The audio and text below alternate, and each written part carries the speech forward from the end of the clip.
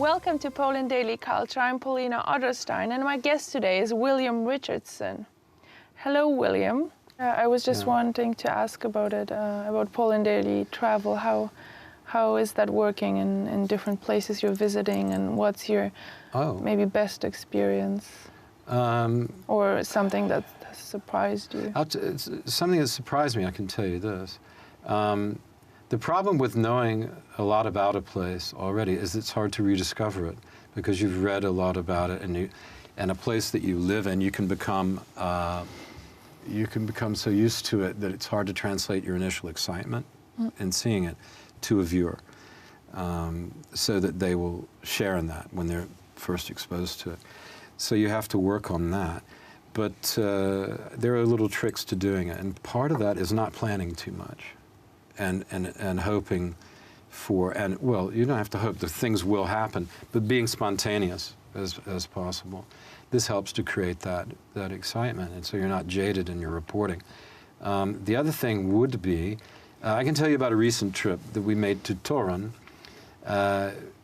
On the way, I decided, what would it be like if we did one day of just traveling along the river, as if you just went out for a drive and you didn't know what you were going to see, like tourists do, and you don't study up too much, and go places, some of the places I'd never been before, and see what that's like, to try and discover with the viewer something new. And so we did that.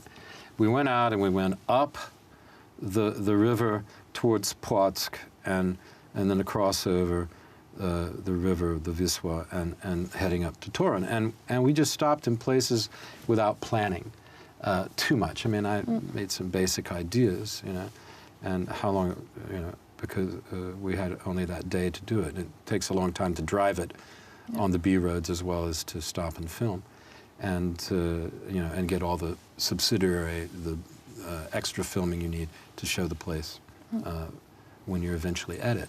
So that was a lot of fun, and a great discovery. I made several discoveries. One was the monastery at Czerwińsk, nad Wisła, which is amazing. Yeah, I've been there. Yes, have you been there? One of the oldest churches in Poland. I'd never been there, but and in fact, I just thought the town looked like a good place to stop, and it was only as an afterthought that I said, well, we better go to the monastery. And we went up there, and just I hadn't really read about it at all. I just knew there was one there. And there were signs in the town, too.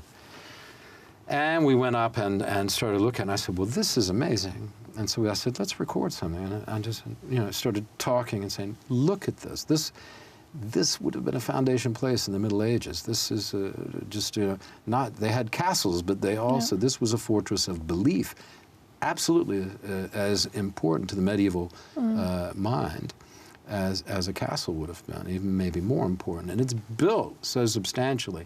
And look at this position on the river. Next thing I know,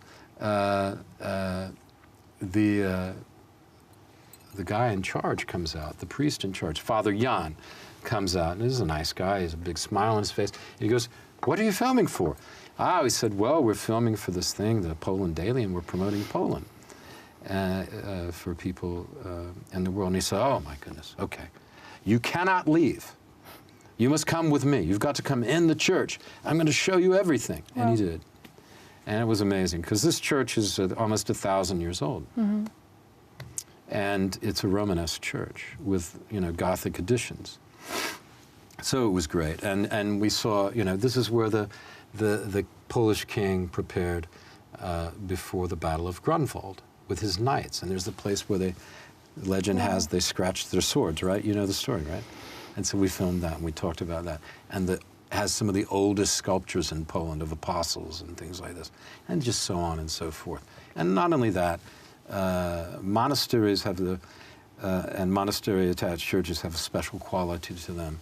They're built in a slightly different way. Have you learned it all while visiting those places, the history of Poland, or did you know before? Well, you always learn new things. And then for me, this was new stuff. I mean, I knew vaguely, you know, not vaguely, but I knew the history of Grunwald and things like that. But I was no expert, certainly on that church. And I wouldn't have been able to say it was one of the 5 oldest churches. but it was apparent it was very old. Yeah, anyway, it is old. Yeah, yeah. Especially when Father Jan finished with us and his tour. So that was a great discovery. That's the kind of thing. It's like one time I went to Lance Corona. I haven't filmed there yet. But I just wanted to go there because it figured very much in the Confederation of the Bar Wars, which featured General Pulaski, who of course was a big hero in the South, where I'm from in the United States, during our revolution. And he was a great cavalry officer who taught, Pulaski was, who taught, or Puławski in Polish, Pulaski in American, who taught the Americans how to have cavalry under George Washington. So I went to Lance Corona and just stopped off there, and pretty soon I got talking to one person, and then another person, and then this sort of pensioner came by, and he said, "Oh, what are you doing here?" And in Polish, and we started talking, and he says, "Oh, would you like to come and see my house? I have some amazing, stuff." It was just some guy, and we went and looked in his house, and he had some geese in the back, and he made some coffee. And it was just a peasant guy, but he lived right on the square, and he knew a huge amount about the history of the town, because he'd lived there all his life and never been anywhere but there. And I think he may have been, to the next biggest town, which was not a big town, a couple of times. So these are kind of discoveries that you make spontaneously. The highlights of the trip. Yeah. But anyway, on this trip up the Wiesel, we stopped there, and then we went to the big forest, and then, just stopping when we found places that looked film-worthy. Is that a word?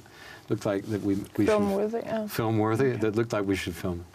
And we just did several stops, and ended up in Czechoczenik, which is an amazing place, a spa, God's waiting room, they call it. Spa is putting it in a nice way, I think. Yeah, well, I mean, this is where it's kind of like a version of a compacted version of Florida, which they call God's waiting room in the United States, and where you just have an amazing amount of pensioners walking about drinking water,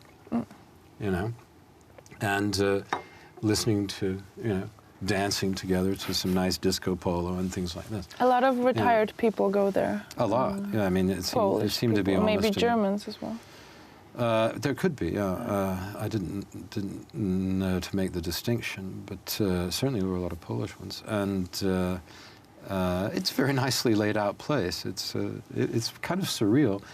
And I thought, boy, it'd be great to make a documentary here. I think that could be popular in the world, this kind of, Polish pension life, In Czechoczenik. Yeah, in Czechoczenik for the a glimpse of that. Anyway, so we had that. So we went, from the sublime to the ridiculous, if you will, or from sublime to sublime, depending on your point of view. I don't want to knock people who, I think any way you can enjoy yourself in life is a good way, if in fact they are enjoying themselves there. So, and then to Toruń, which is of course one of the prime examples of Gothic architecture in the world. So it's an amazing place, and they've done great things there in Toruń. So that was exciting, an exciting trip.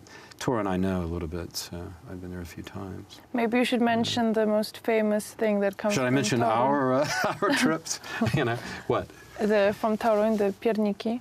Oh yeah, I made gingerbread. Oh, really? Yeah, if people will... so you visited a live museum or something like that? We visited a lot of museums, but there wasn't enough time to do all of them. But people there were very kind. We went to the Copernicus Museum, they were very kind there, and did some nice material there.